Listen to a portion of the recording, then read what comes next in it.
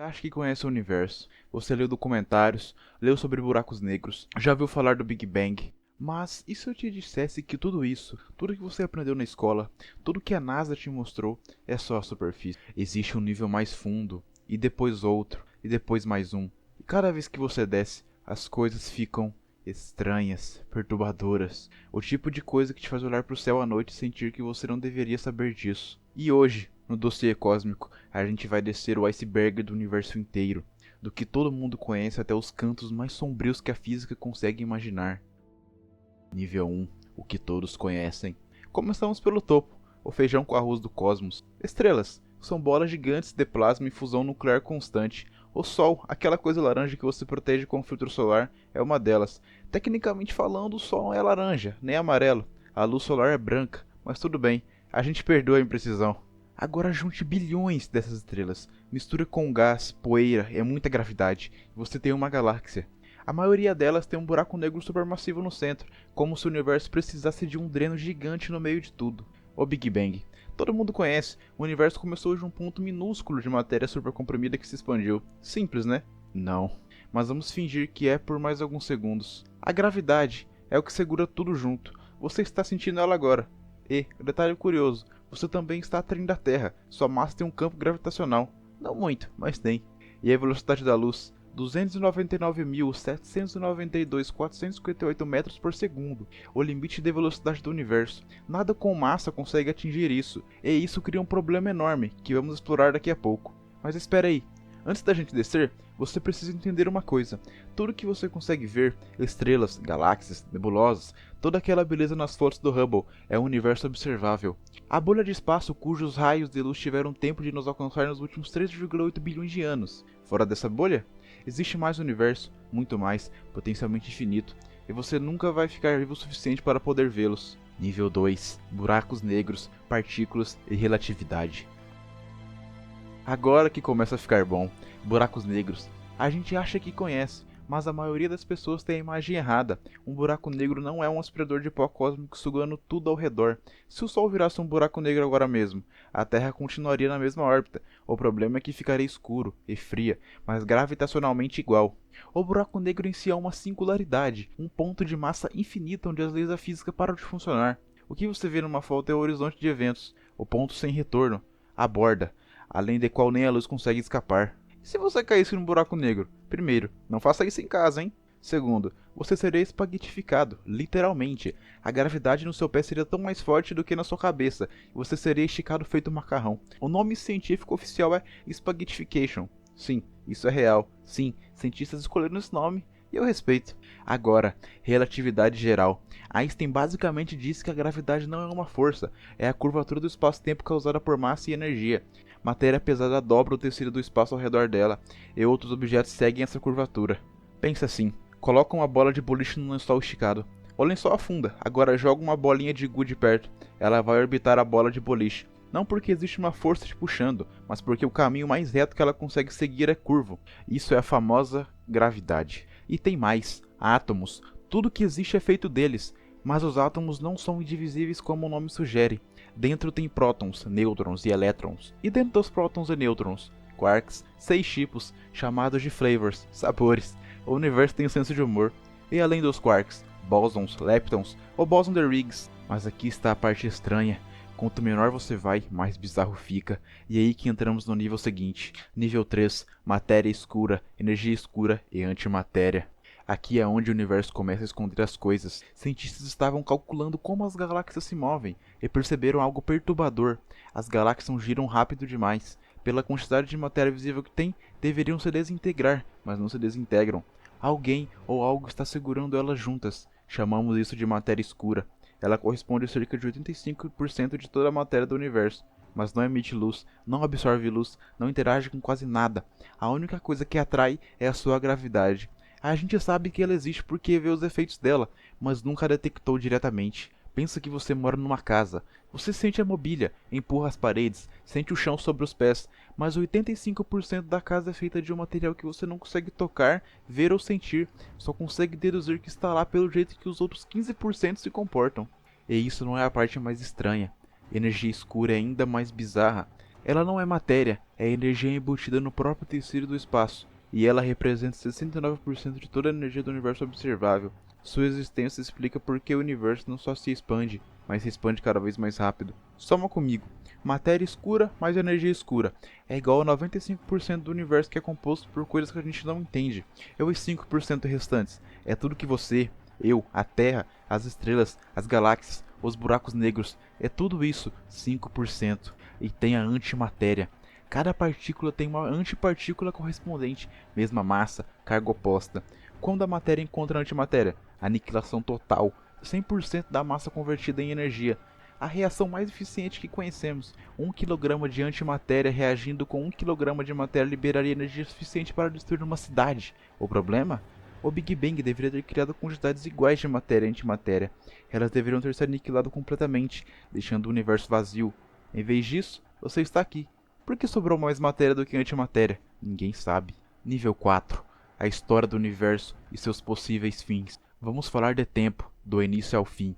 O universo começou há 13,8 bilhões de anos, não numa explosão. O Big Bang não foi uma explosão no espaço, foi uma expansão do espaço. Tudo de uma vez, em todo lugar simultaneamente. Nos primeiros microsegundos, as forças fundamentais eram uma só: quark e plasma quente e caótico. Depois de 2 minutos, fusão nuclear, prótons e nêutrons formando núcleos. Depois de 380 mil anos, temperatura baixa o suficiente para elétrons se ligarem a núcleos, os primeiros átomos, e o universo pela primeira vez ficou transparente. A luz pôde viajar livremente, e isso é o que hoje chamamos de radiação cósmica de fundo. Depois de 200 a 300 milhões de anos, as primeiras estrelas ascendem, o fim da Idade das Trevas. 700 milhões de anos, as primeiras galáxias. 9,2 bilhões de anos após o Big Bang, nasce o Sol. 4,5 bilhões de anos depois, você está assistindo esse vídeo. Mas o que acontece no fim? Existem alguns cenários e nenhum deles é confortável. O grande colapso, o Big Crunch, a expansão do universo desacelera, para e reverte, tudo contrai de volta a um único ponto. O Big Bang se repete, talvez infinitamente, isso é o Big Bounce. O grande rasgo, Big Rip, a energia escura aumenta tanto que rasga tudo. Primeiro as galáxias se separam, depois os sistemas solares, depois os planetas, depois os átomos, depois as partículas subatômicas. Em trilhões de anos, o universo literalmente se despedaça no nível quântico. A morte térmica, Rich Death, ou mais aceito, o universo continua expandindo, as estrelas se apagam uma a uma, os buracos negros evaporam lentamente, a energia se distribui tão uniformemente que nada mais pode acontecer, sem gradiente de energia, sem movimento, sem processos, apenas partículas frias flutuando no vazio eterno do espaço. O universo não termina com um bang, termina com um silêncio eterno. E antes de chegar lá, tem o nível seguinte, nível 5, o mundo quântico, é a dupla fenda. Aqui é onde a física quebra a cabeça da galera. Mecânica quântica é a ciência do absurdamente pequeno, e as regras lá embaixo são completamente diferentes das que valem no nosso mundo. Primeiro, o princípio da incerteza. Você não pode saber simultaneamente a posição exata e a velocidade exata de uma partícula, não porque os instrumentos são ruins, mas porque essa informação simplesmente não existe ao mesmo tempo. A realidade em si é incerta em escala quântica. Segundo, dualidade onda-partícula. Partículas se comportam como ondas quando não estão sendo observadas, e como partículas quando são. É a prova mais perturbadora disso, o experimento da dupla fenda. Você pega um canhão de elétrons, atira um elétron por vez em uma barreira com 2 fendas. Do outro lado, coloca um detector para ver onde o elétron pousa. Se os elétrons fossem só partículas, você esperaria ver 2 grupos de impactos atrás das 2 fendas. Mas não é isso que acontece. Você vê um padrão de interferência, igual ao que a água faz quando passa por 2 aberturas, como se o elétron tivesse passado pelas 2 fendas ao mesmo tempo, interferindo consigo mesmo. Ok, você fala, vou colocar um detector para ver qual fenda ele passa. E aí, o padrão de interferência desaparece, o elétron começa a se comportar como partícula. Você desliga o detector, mas mantém ele lá, apenas sem registrar. O padrão de interferência volta, a partícula sabe se está sendo observada. Isso não tem explicação definitiva, existe debate filosófico e científico sobre o que isso significa, e as duas teorias principais levam a lugares muito diferentes. A interpretação de Copenhague diz: a partícula existe como onda de partícula, existe como onda de probabilidade até ser medida, quando colapsa em uma posição real. A interpretação dos muitos mundos diz: a partícula não colapsa, todos os resultados acontecem em universos paralelos diferentes. Cada medição que você faz cria uma bifurcação.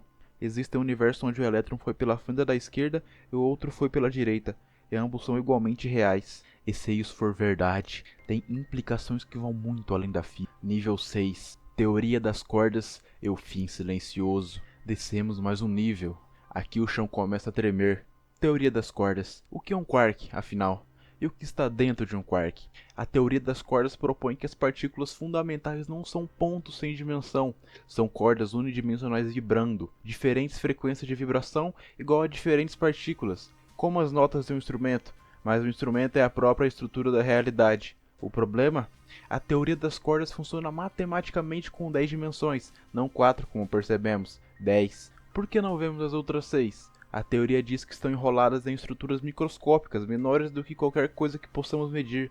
Parece loucura, mas a matemática funciona de um jeito que nenhuma outra teoria consegue, e se estiver correta, resolveria o maior problema da física, unir a mecânica quântica com a relatividade geral numa teoria de tudo. Mas agora vem a parte que me tira o sono.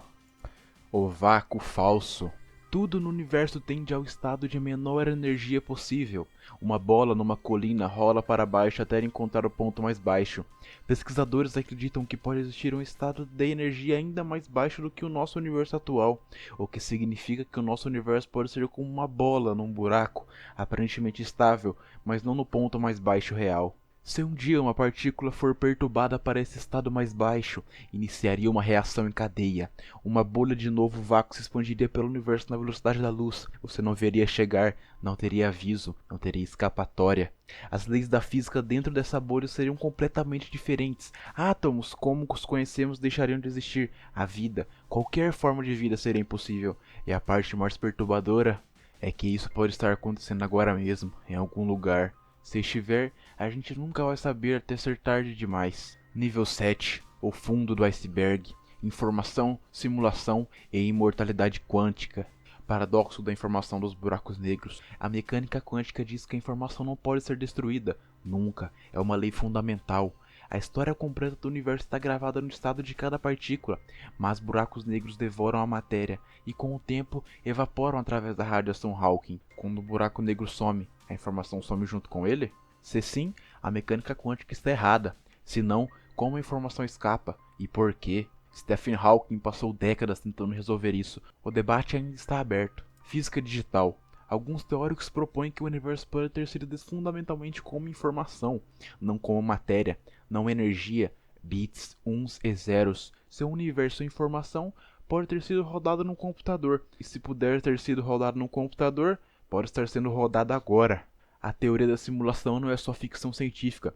Nick Bostrom, filósofo de Oxford, escreveu um paper técnico sério sobre isso. O argumento é simples. Se civilizações avançadas podem criar simulações com consciências, e se existem muitas dessas civilizações, então a probabilidade de você estar numa simulação original é baixa.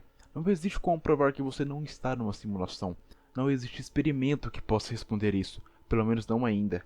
E por último, imortalidade quântica. Lembra da interpretação dos muitos mundos, onde todos os resultados acontecem em universos paralelos? Imagine que você acione um dispositivo que tem 50% de chance de te matar. Numa linha do tempo, você morre, em outra, você sobrevive. Mas a consciência só pode existir onde existe sobrevivência. Você nunca pode experimentar sua própria morte, porque a morte é a ausência total da experiência. Então, da sua perspectiva subjetiva, você sempre acaba no universo onde sobreviveu, não importa quantas vezes repita o experimento. Isso significa que, da sua própria perspectiva, você pode ser possível de matar. Talvez, mas não. Por favor, não teste isso. A teoria tem críticas sérias, mas é uma teoria publicada, discutida por físicos de verdade. E é aqui que o iceberg termina. Começamos com estrelas, com o Big Bang, com coisas que você aprende no sexto ano, e chegamos no lugar onde a física sugere que o universo pode acabar sem aviso, que a realidade pode ser simulada e que você talvez não consiga morrer. O universo não é apenas grande, ele é estranho de um jeito que a linguagem humana mal consegue expressar, e isso pra mim é a coisa mais assustadora e bonita ao mesmo tempo. Esse foi o Dossiê Cósmico. Se você chegou até aqui, você é do tipo certo de pessoa. Deixa o like, se inscreve e me fala nos comentários qual nível te perturbou mais. Até o próximo dossiê. Falou!